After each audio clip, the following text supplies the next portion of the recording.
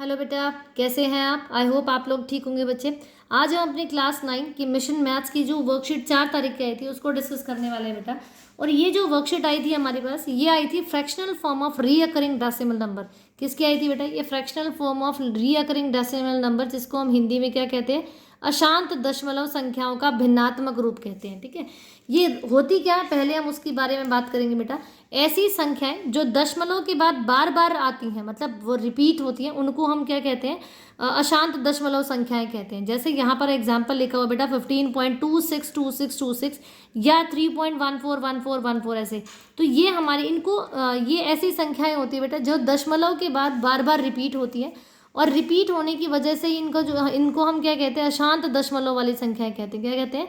अशांत दशमलव वाली संख्याएं कहते हैं। तो यहाँ पर दूसरी इंपॉर्टेंट बात, इन जो ये जो हमारे पास नंबर्स होते हैं, इनको हम भिन्न के रूप में लिख सकते हैं। कैसे लिख सकते हैं? भिन्न के रूप में, मतलब आप इन्हें बटे की फॉर्म में, p/q की फॉर्म में इन्हें रिप्रेजेंट कर सकते हैं। कैसे कर सकते हैं उनके बारे में हम बात करेंगे।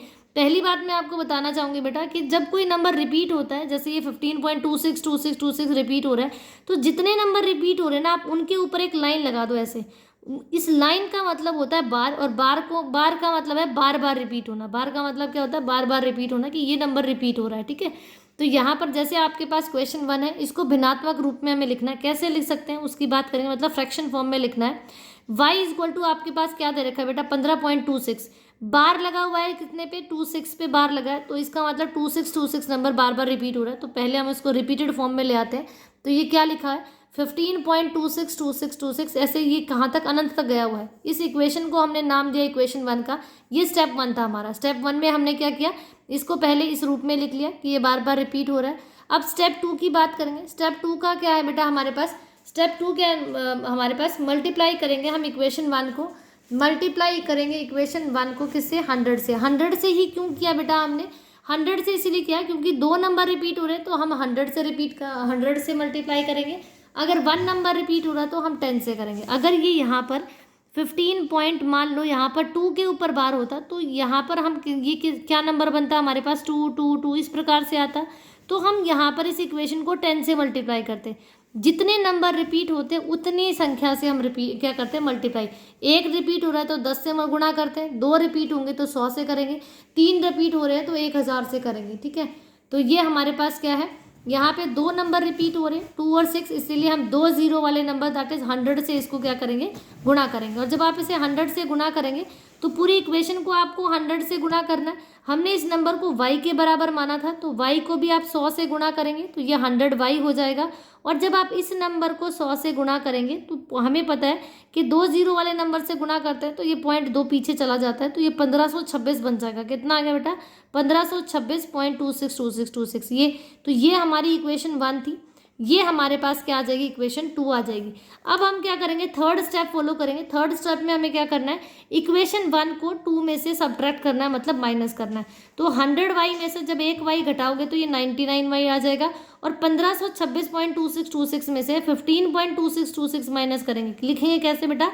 1526.2626 ये रिपीट हो रहा है, इसको ब्रैकेट में बंद किया, फिर माइनस का निशान लगाएंगे, फिर 15.2626 अनंत तक जाएगा। ठीक है, तो इन दोनों में से जब इन दोनों नंबर्स को माइनस करेंगे तो आपके पास क्या आएगा? 15.11 आएगा। कैसे उसकी बात करेंगे।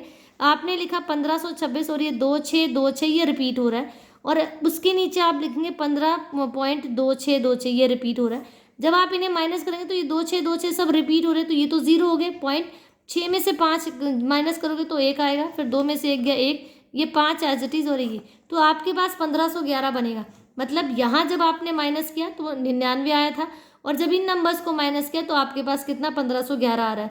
तो यहाँ पर आपके पास 99y इक्वल टू 1511 आ जाएगा। y को यहीं छोड़ेंगे, कोई नंबर यहाँ गुणा में होता है तो यहाँ जाके वो भाग में हो जाएगा, मतलब डिवाइड करेंगे, तो y इक्वल टू 1511/99। तो यहाँ से आपने देखा कि आपके पास एक नंबर लिखा था 15.26 ऐसे बार करके, उसको आपने भिन्नात्मक रूप में लिख दिया है 1511/99। ठीक है, तो इस प्रकार से आप इन्हें क्या कर सकते हैं बेटा? कन्वर्ट कर सकते हैं। नेक्स्ट नंबर आपके पास है बेटा नेक्स्ट जो क्वेश्चन है वो है 1.4। देखो यहाँ पर सिर्फ 4 रिपीट हो रहा है, एक नंबर रिपीट हो रहा है, तो स्टेप वही रखेंगे। वहाँ मैंने y लिया था, यहाँ मैं इसको x मान लेती हूँ कि x को पहले आप रिपीटेड फॉर्म में लिखो। जी 1.4 पे बार था तो ये 1.4444 रिपीट होता जाएगा। अब इस इक्वेशन में देखो, ये हमारे पास इक्वेशन 1 आ गई। मैंने कहा था एक नंबर रिपीट हो रहा है तो 10 से गुणा करेंगे, 2 नंबर रिपीट हो रहे हैं तो हम 100 से गुणा करेंगे, ठीक है। तो यहाँ पर एक नंबर रिपीट हो रहा है तो ये 10 से गुणा करेंगे। किससे गुणा करेंगे बेटा? हम 10 से करेंगे। तो यहाँ इस इक्वेशन 1 को अगर आप 10 से गुणा करते हैं तो x को 10 से गुणा किया तो 10x हो गया। 1.44 को आप 10 से गुणा करते हैं तो ये 14.4444 बनेगा, ठीक है। अब इसको हमने नाम दे दिया इक्वेशन 2 का। किसका नाम दिया? इक्वेशन 2 का। अब थर्ड स्टेप हमारा क्या था बेटा कि इक्वेशन 2 में से आप इक्वेशन 1 को सब्ट्रैक्ट करेंगे, माइनस करेंगे।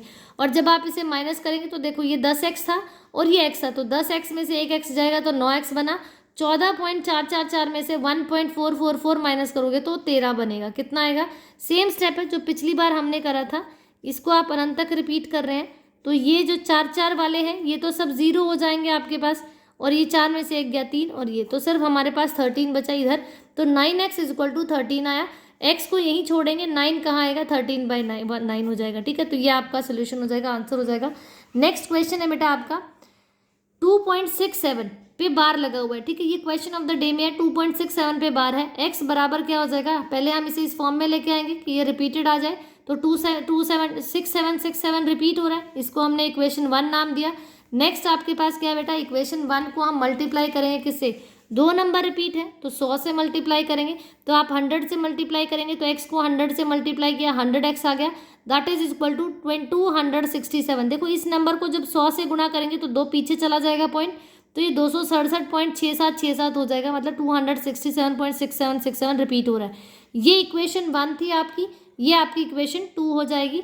अब थर्ड स्टेप क्या था? इक्वेशन 2 में से 1 को माइनस करना है, मतलब 100x में से आप x को माइनस करेंगे। क्या करेंगे? 100x में से x को माइनस करेंगे तो 99x आएगा। और जब आप 267.6767 में से 2.6767 माइनस करेंगे तो यू विल गेट 265। क्या मिलेगा आपको? 265 मिलेगा। अब x को यहीं छोड़ेंगे और 99 इसके नीचे आ जाएगा, तो 265/99 that is 265/99 is your answer, ठीक है। अब लास्ट क्वेश्चन जो है हमें, जो इस वर्कशीट का हमारा लास्ट क्वेश्चन है, ये बड़ा इंटरेस्टिंग क्वेश्चन है बेटा। यहाँ पे एक स्टेप आपको बढ़ा हुआ है। कैसे?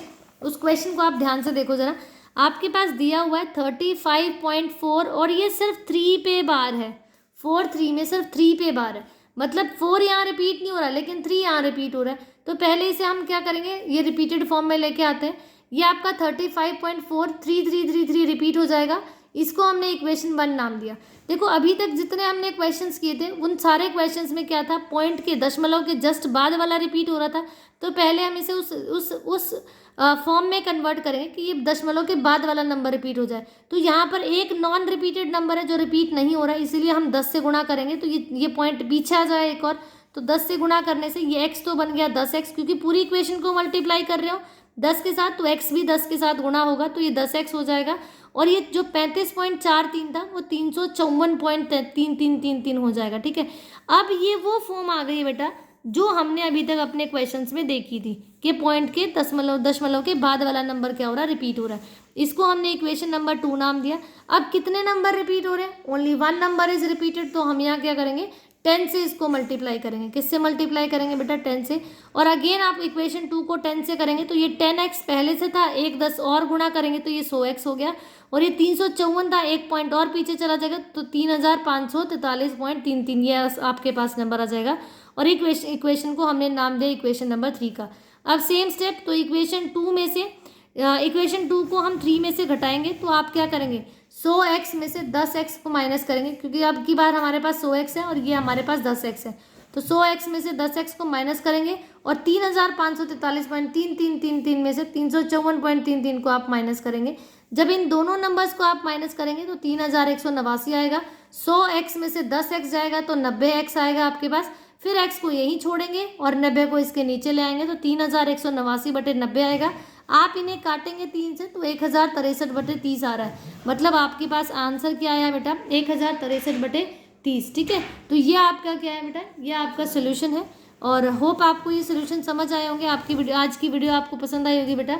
अपना काम आप अच्छे से करना, ठीक है। तो अगर अभी तक आपने मेरे चैनल को सब्सक्राइब नहीं किया तो आप नीचे दिए हुए लिंक पर क्लिक करके मेरे चैनल को सब्सक्राइब कर सकते हैं। मेरे चैनल का नाम है beyond imagine point. Thank you बेटा।